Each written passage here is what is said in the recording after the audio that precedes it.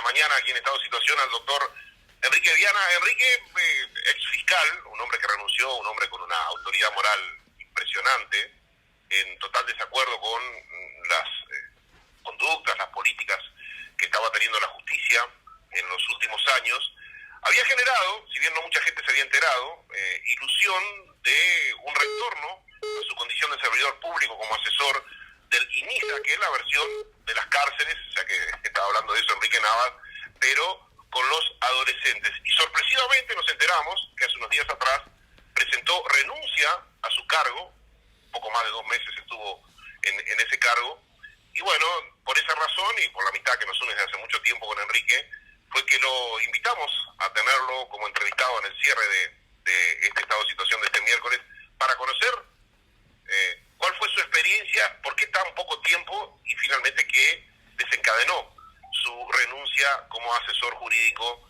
en el INISA. ¿Cómo andás, Enrique? Un gusto tenerte aquí en estado de situación y te agradezco la nota. ¿Qué tal, Neri? Un placer, como siempre. Gracias. Bueno, lo decía, mucha gente reconoció lo que fue tu noble actitud cuando renunciaste, no solamente un cargo, sino un salario altísimo como fiscal, por desacuerdo con el tema de la justicia en los últimos tiempos. Estuviste mucho tiempo al llano, tuviste una participación política en el PBA junto a Gustavo Salle. Luego, bueno, se promocionó que fuiste contratado como asesor jurídico en el INISA y de golpe nos encontramos con tu renuncia. ¿A qué se debió todo eso?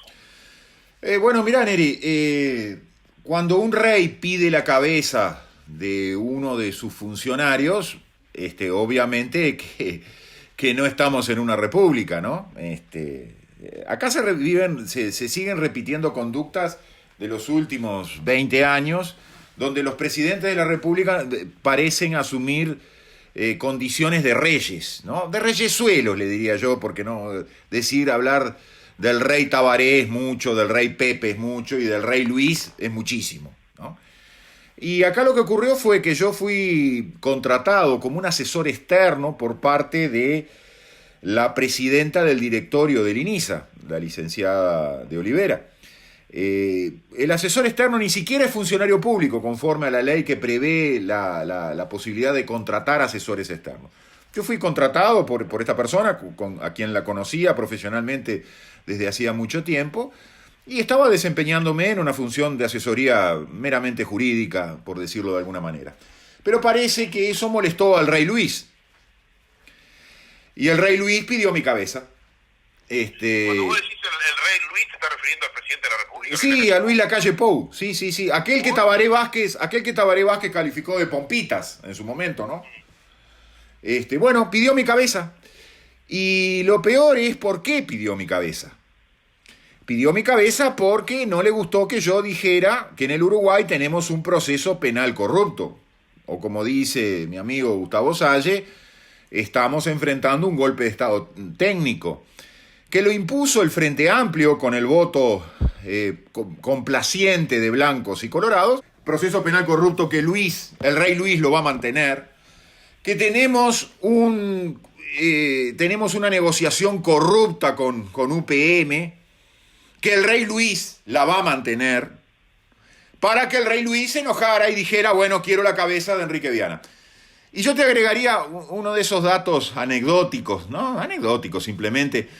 El rey Luis utilizó incluso a algún periodista de la prensa grande del Uruguay para llamarlo a Enrique Viana y preguntarle a ver si no había incompatibilidad con el cargo que tenía, ya te digo, de un asesor letrado, de una funcionaria pública, previsto en la ley, con el hecho de estar hablando de un proceso penal corrupto y de un contrato corrupto como el de Robo UPM. Mandó un periodista. Perdona, Enrique, que te interrumpa. Sí. Esta acusación que vos estás haciendo, además llamando de una manera muy especial al presidente de la República. Sí. ¿Cómo te llegó esa información? ¿Cómo te enteraste vos que detrás de tu renuncia había una presión directa del mismísimo presidente de la República? Bueno, me llegó por vías que yo no voy a mencionar, Neri, porque te podrás imaginar que si yo menciono a esas personas también pueden tener problemas con el rey Luis, ¿no?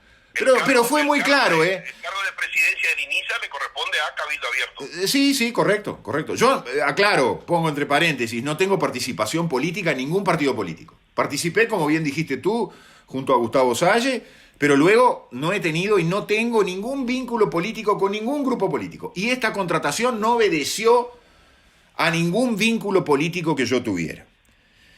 Pero claro, como no vivimos en una república, por eso yo hablo del rey Luis, como hablé también del rey Tabaré y del rey Pepe, ¿no? Hemos tenido reyes que ponen lo político por encima del derecho. Ya lo sabemos. Pero lo que pasa es que las conductas se siguen repitiendo a pesar del cambio de colores.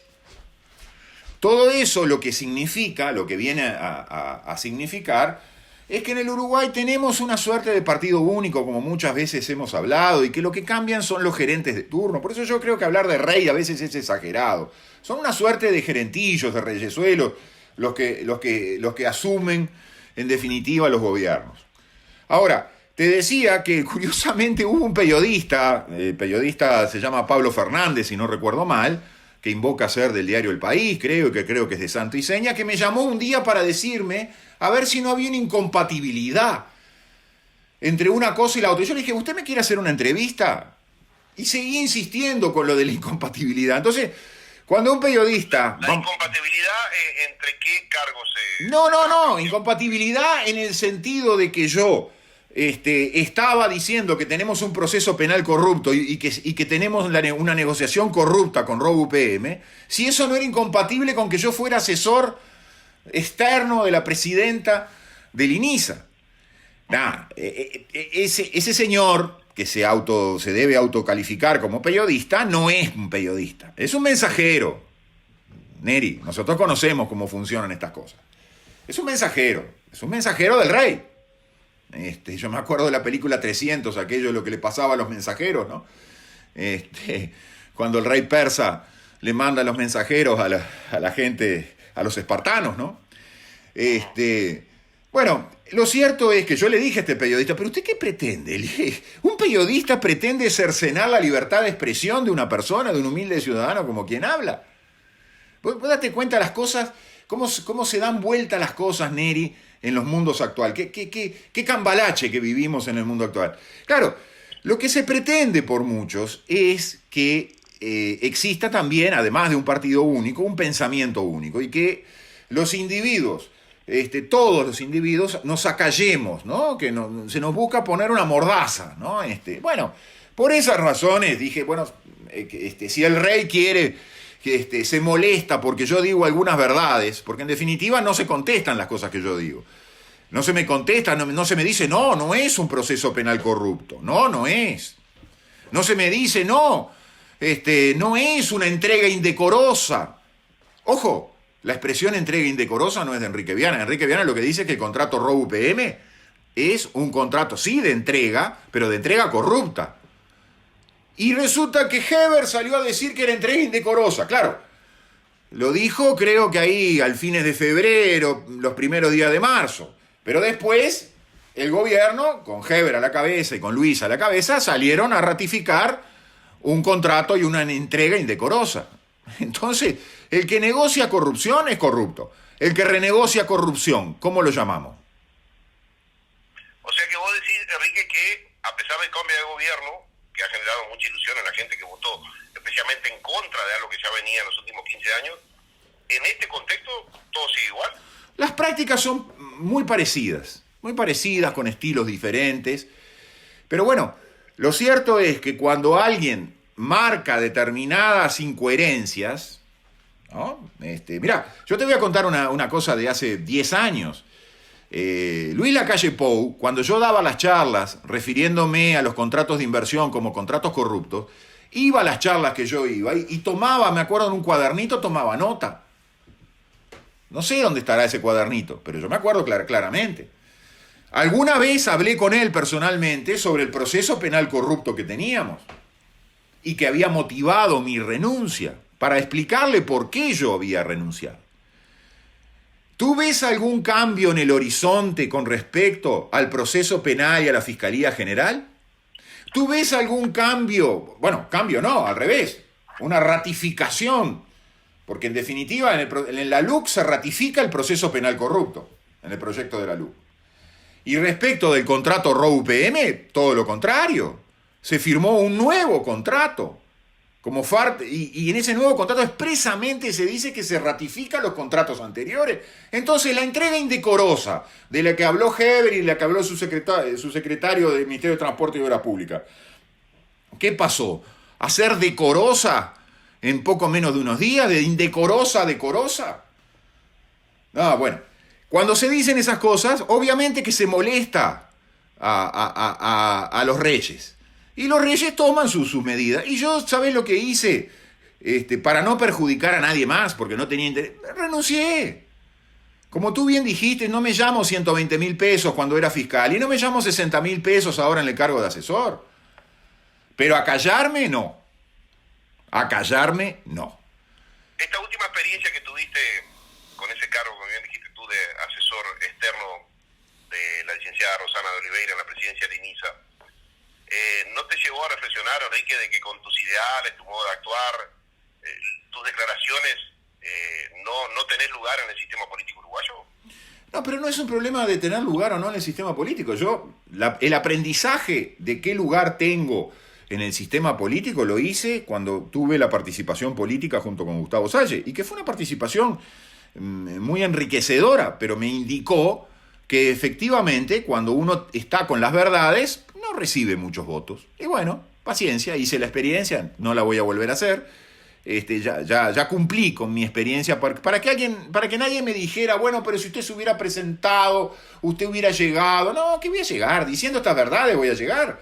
Cuando el 96% de la ciudadanía quiere un proceso penal corrupto y quiere un contrato corrupto con ROU-UPM, bueno, no tengo ninguna chance. Ahora, la experiencia mía en este caso obedecía a una experiencia de asesoramiento jurídico. No tenía ningún tipo de contrafuerte o de contrapiso en relación a eso. Era simplemente un asesoramiento jurídico de una persona que me pidió una mano en ese sentido. Nada más. No obedecía ningún designio partidario ni político.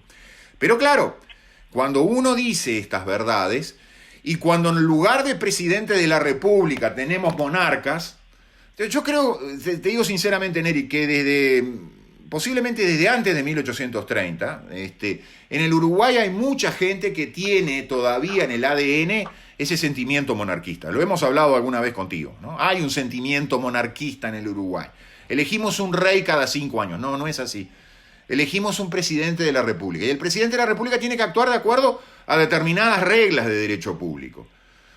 Entre otras, que no se puede meter a decir me gusta este o no me gusta el otro, como si fuera Luis XIV, y no es Luis XIV, en eso estamos de acuerdo. En 5 minutos que quedan del programa me gustaría conocer tu experiencia ahí en INISA, más allá de que se trasunta claramente el dolor que has sentido, en tu caso, configurando directamente al presidente de la República como responsable de tu salida ahí de la asesoría en la INISA, pero ¿qué fue lo que pudiste conocer? ¿Qué fue lo que pudiste ver de una realidad que debe ser muy dura, que es la realidad de los adolescentes recluidos en el INISA, que es la versión del sistema de cárceles para adolescentes?